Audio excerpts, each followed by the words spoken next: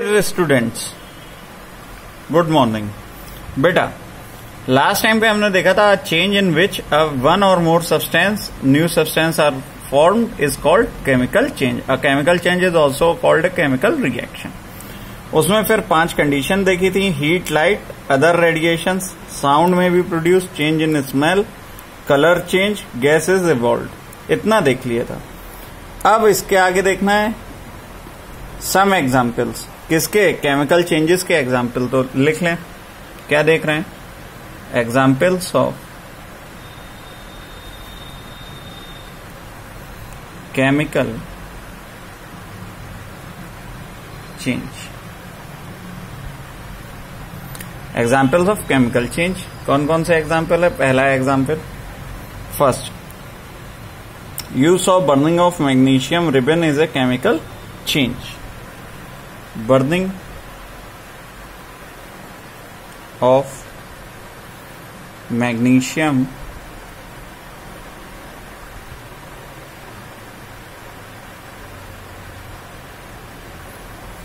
ribbon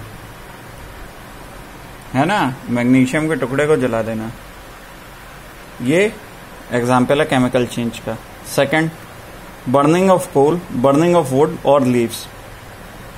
क्या क्या बता दिया? एक ही वर्ड में बताया है, burning of coal, burning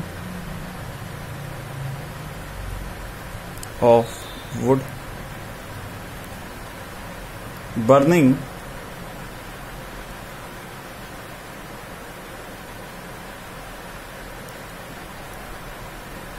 of leaves. जब भी बर्निंग का प्रोसेस होगा तो ये होगा। In fact burning is of any substance is a chemical change. Means क्या आया निकल के कंक्लूजन? बर्निंग एनी सब्सटेंस, किसी भी तत्व को जलाने से, इज ए केमिकल चेंज। ये किस प्रकार का परिवर्तन है? केमिकल चेंज है, रासायनिक परिवर्तन है, इज ए केमिकल चेंज। ये केमिकल चेंज है, ठीक है, फिजिकल चेंज नहीं है। कैसा है? केमिकल चेंज है। क्यों? हमें एंड में ऐश मिलेगा और वो न्यू प्रोडक्ट है। Burning is always accompanied by production of heat. और इसमें क्या होता है? बर्निंग क्यों होता है? ये हमको ऐश नहीं भी मिलेगा तो क्या है? Burning is always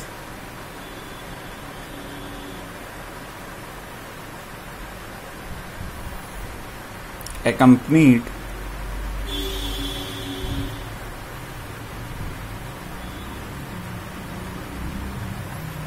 by production of heat. और हम ऊपर देख चुके हैं कि जो प्रोडक्शन ऑफ हीट है,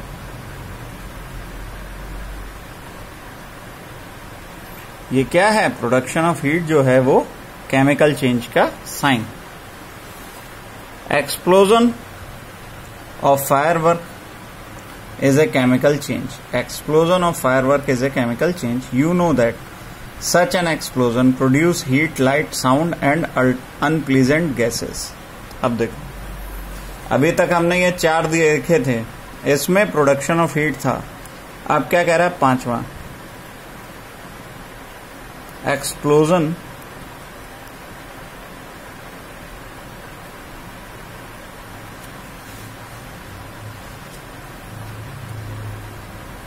ऑफ फायर क्रैकर, पटाखे जलाना।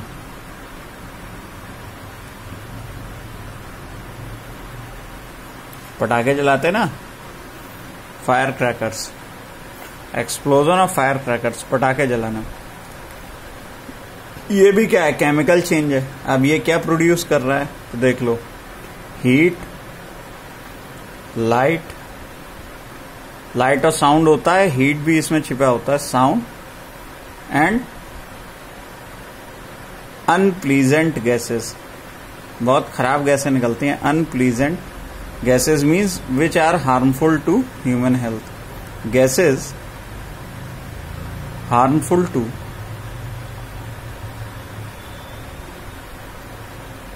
ह्यूमन हेल्थ, जो इंसानों की स्वास्थ्य के लिए खराब होता है।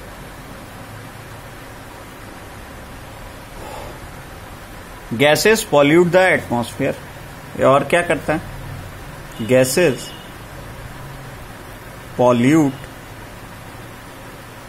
द एटमॉस्फेयर, ये वातावरण को दूषित भी करता है।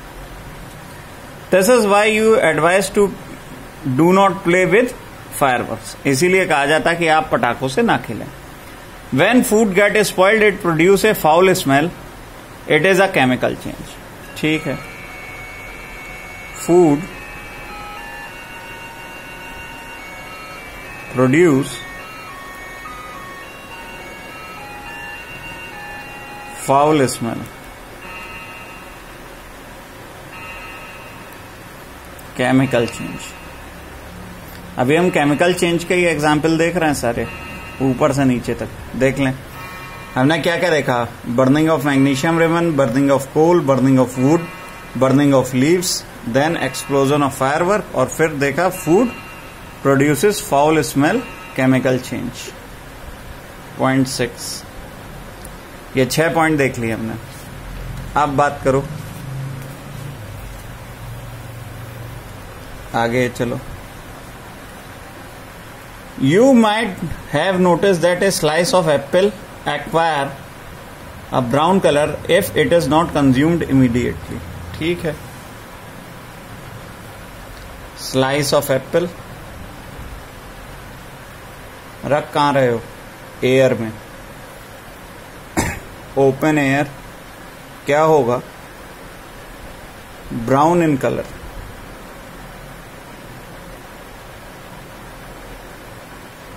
क्यों हो जाता है? ऑक्सीजन से रिएक्ट कर देता है। ऑक्सीजन रिएक्ट्स विद, और किससे रिएक्ट कर रही है? इसमें होता है आयरन, विद आयरन, तो यहां पे ब्राउनिश कलर आ जाता है। Cut a fresh slice of apple and keep it away for some time, repeat the same activity. Slice of potato और brinjal, the change of colour in these cases is due to the formation of new substances, are not the changes are chemical change. तो और कौन कौन सा है? ये slice of Apple भी क्या है? केमिकल चेंज है, तो इसकी नंबरिंग कर देते हैं। 6 चेंजेस हम देख चुके थे, ये 7th है। 8th क्या बता रहा है? स्लाइस ऑफ पोटैटो, आलू, और स्लाइस ऑफ ब्रिंजल। ठीक है, क्या कह रहा है? ये केमिकल चेंज है।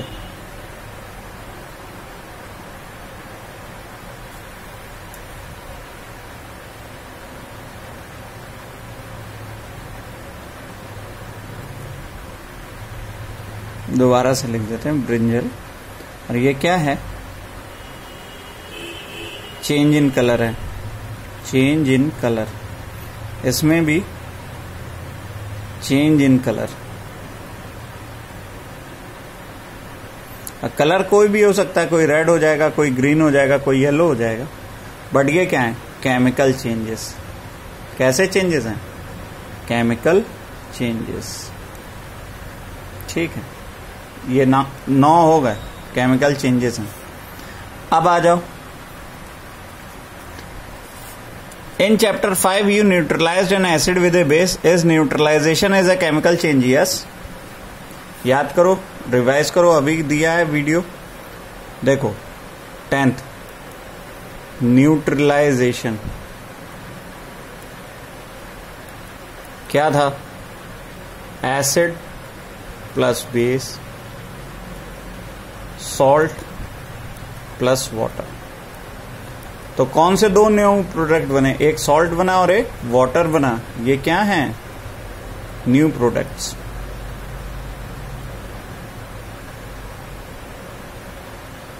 तो ये क्या है? Chemical change. ठीक, अब बात करते हैं, नेक्स्ट टॉपिक है रस्टिंग ऑफ आयरन।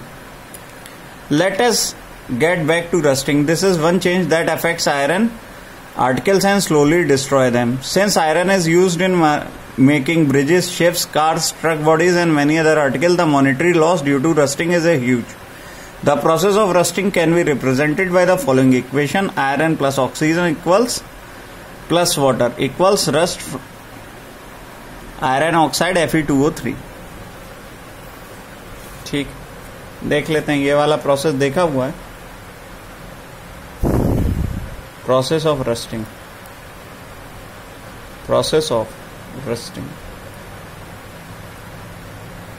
क्या कह रहा है? Iron plus oxygen plus water क्या बना रहा है? Iron oxide. इसी को फेरस ऑक्साइड बोल रहे थे। ये हो गया Fe, ये हो गया O2, ये हो गया H2O। क्या बनाएंगे? Fe2O3। अब ये ना पूछना सर H कहाँ गया, ठीक है, वो आप जब बड़े होगे तब आपको पता चलेगा। तो ये क्या बन गया? आयरन ऑक्साइड बन गया। तो ये किसकी प्रोसेस है? ये प्रोसेस ऑफ रस्टिंग, रस्टिंग का प्रोसेस है, इस इक्वेशन से प्रेजेंट आ गया। For rusting the presence of both oxygen and water is essential. ये इंपॉर्टेंट है। रस्टिंग के लिए हमें क्या चाहिए? पहला तो ऑक्सीजन चाहिए, दूसरा क्या चाहिए? वाटर चाहिए। ये क्या है? Essential requirement for rusting. ठीक, अब आ जाओ। In fact the content of moisture is air is high, which means if it is humid, rusting becomes faster. ठीक है, एयर में ह्यूमिड बढ़ जाएगा तो रस्टिंग फास्टर होगी। So how we present rusting? Prevent from article from coming in contact with oxygen, water और both. One simple way to apply और coat और पेंट और ग्रीस। ठीक है, अब रस्टिंग प्रिवेंट के मेथड देख रहे हैं। Prevent rusting, first paint, second grease. ठीक है, ये था ग्रीस। पेंट लगा देंगे या ग्रीस लगा देंगे। In fact, these costs should be applied regularly to prevent rusting. Another way to deposit a layer of metal like chromium or zinc on iron. The process of depositing of a layer of zinc on iron is called galvanization. अब आ जाओ भैया, next point क्या आ गया? Galvanisation. इसमें क्या किया? Depositing a layer of zinc on iron. ये किया, depositing a layer of zinc on iron. ठीक है, अब क्या कह रहा है? You know that ships are made iron and not a part of it under water, one part above water. Water drops keep cleansing the ship outer surface. Water of the sea contains many salt. The salt water make the process of rust formation faster. Therefore, ship suffers a lot of damage due to rusting in spite of being painted. So, fraction of ship iron has to be replaced every year. अब ये कह रहा है कि जो ships होते हैं, ठीक है, इसमें rusting cannot be avoided.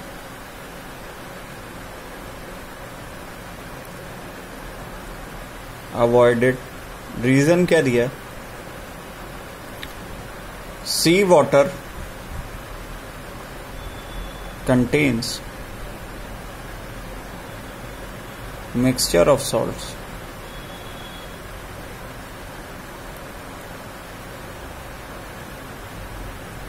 fasten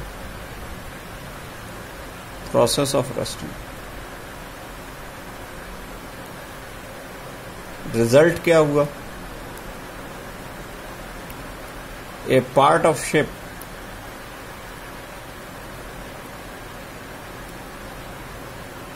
has to be replaced regularly.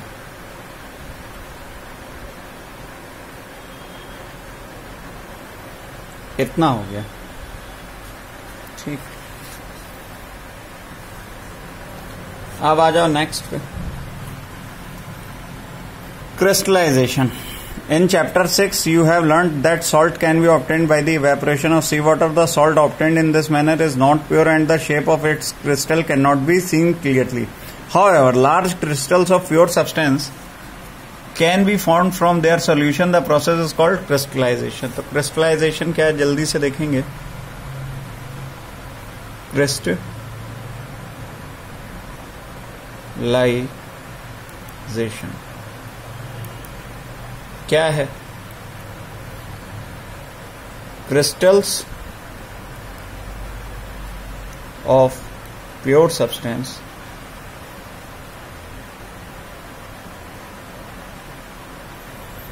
can be obtained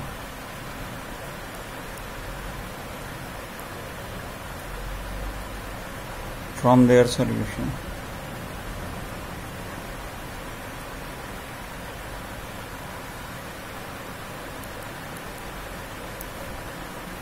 ठीक है, तो ये जो प्रोसेस है क्रिस्टलाइजेशन है, इसमें क्या होता है? Crystals of pure substances can be obtained from their solution.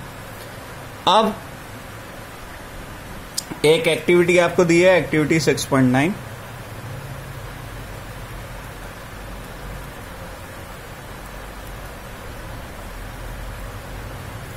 अब क्या कह रहा है? Take a cup of water and add few drops of dilute sulphuric acid. Heat the water. When the boiling, add copper sulfate. Stirring, continue adding sulfate powder, copper sulfate powder. Do not disturb. Can you see the crystals of copper sulfate? क्या किया? Water plus drops of sulfuric acid. Sulfuric acid क्या है ये? H2SO4 मिला दिया. अब इसमें और क्या मिला? पाउडर. किसका powder? Copper sulphate, CuSO4. Copper sulphate मिलेगा क्या हमको? Crystals of copper, CuSO4. crystals of copper sulfate.